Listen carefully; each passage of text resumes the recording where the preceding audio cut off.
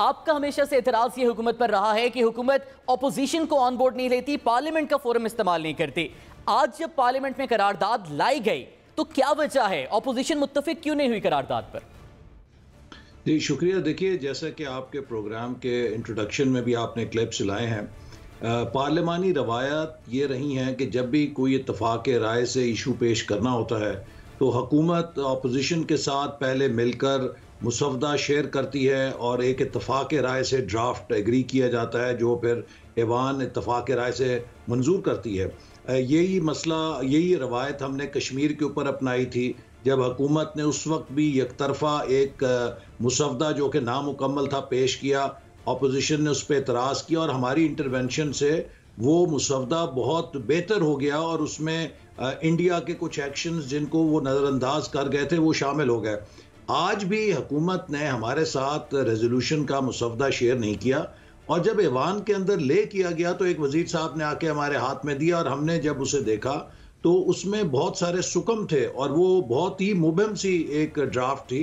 तो हमने कहा कि ये एक ऐसा मसला है जिस पे हर मुसलमान के जज्बात हैं, वो चाहता है कि इसमें कंट्रीब्यूट करे।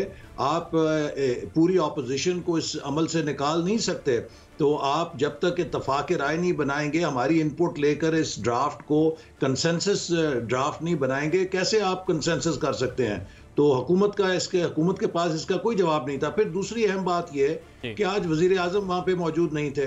हुकूमत के वजीर दाखिला और वजीर मजहबी अमूर जिन्होंने मुआहदा किया था वो वहाँ मौजूद थे, लेकिन किसी ने इस रेजोल्यूशन को टेबल नहीं किया। जो ऑफिशियल बिजनेस होती है उसको वजीर टेबल करता है, हुकूमत ने इसको एक प्राइवेट मेंबर के जरिए ले किया। लिहाजा एक तरफ हुकूमत के वजीर ये कह रहे थे कि ये करारदाद हुकूमत के एक तंजीम के साथ मुआहदे के नतीजे में आई है जिसमें हम कोई रद्दोबदल नहीं कर सकते। दूसरी तरफ हुकूमत की गैर संजीदगी ये थी कि जब हुकूमत ने मुआहदा किया ना तो वो मुआहदा ऐवान के सामने रखा और ना ही कोई वजीर उसके बारे में पॉलिसी स्टेटमेंट देने के लिए तैयार था, बल्कि एक निजी बिजनेस के तौर पे, प्राइवेट मेंबर के तौर पे एक करारदाद अपने मेंबर्स बैक बेंचर से पेश करवा दी। तो जो पार्लियामान की कार्रवाई होती है उसमें प्राइवेट मेंबर, नॉन ऑफिशियल